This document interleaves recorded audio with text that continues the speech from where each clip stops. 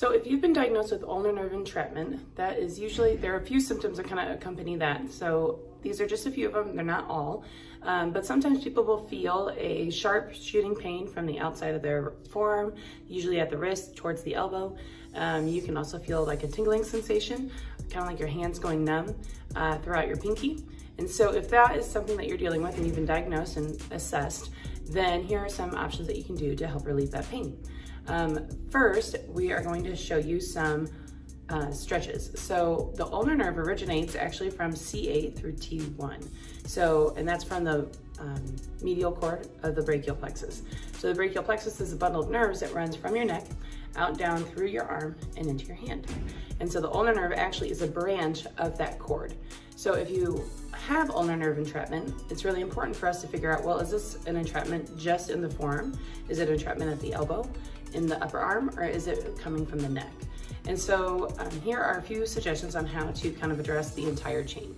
So the first one that we often like to show is called a pec stretch. And so you want to find a doorway or a wall and go this way. So you're gonna have your elbow in line with your shoulder and your hand up against the wall. You're gonna take your opposite leg and you're gonna move it forward. I don't like it when people lean forward because it really pulls on the front of the shoulder. What you're going to do instead is just turn away, okay? And your neck follows. And then you can either hold that for about 60 seconds. You do not want any tingling or numbness in the arm.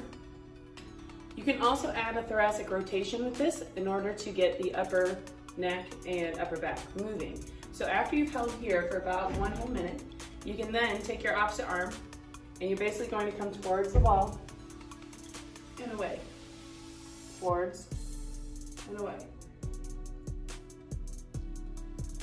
And do this for about 10 reps. Okay, and then you'll want to repeat this on both sides. The second thing you can do is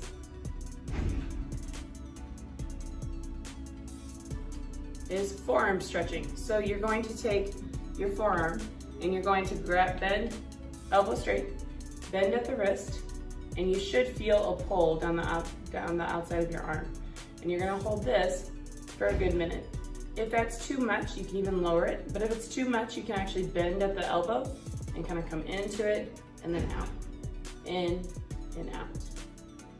And again, about 30 repetitions of this one, or hold for a full minute.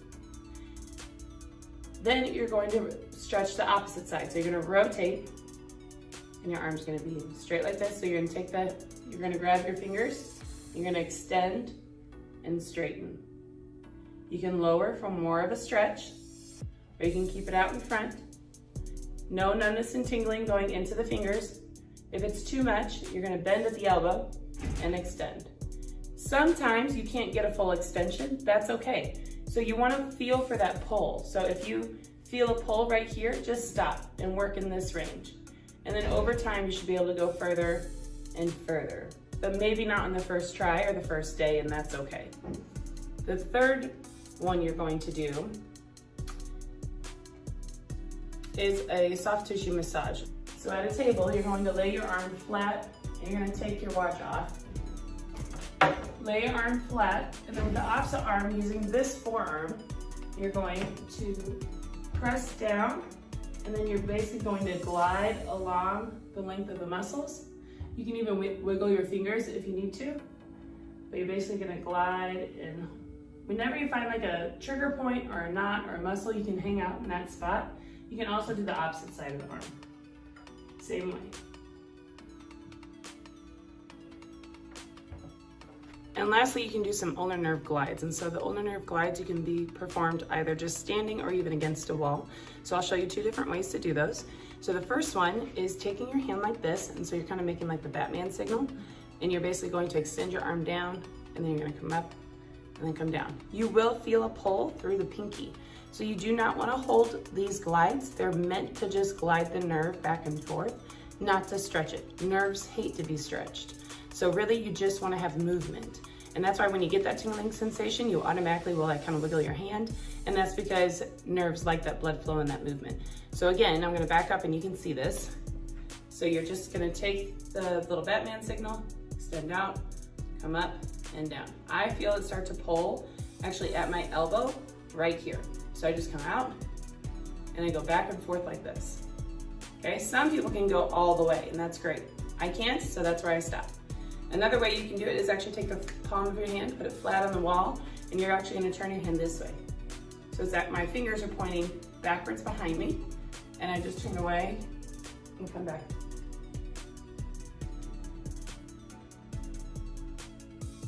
And about 10 of those, and then you're fine. So 10 glides doing this way and 10 glides against the wall. Another thing that nerves also like is ice. Ice will slow the conduction of a nerve, and so I'm a big proponent of ice massages. You basically take a cup of water, a paper cup, fill it with water and put it in your freezer. Once it's frozen, tear the top piece of paper off, and then do a localized ice massage all the way down the length of the nerve, specifically where you feel most of the pain. Usually takes about 8 minutes. It's going to be cold, stinging, burning, and then numb.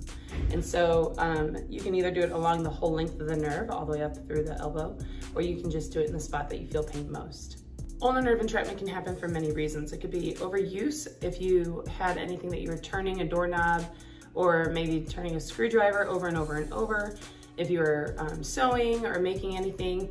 Another thing that can cause it is sometimes our wrists, wrist watches can be too tight.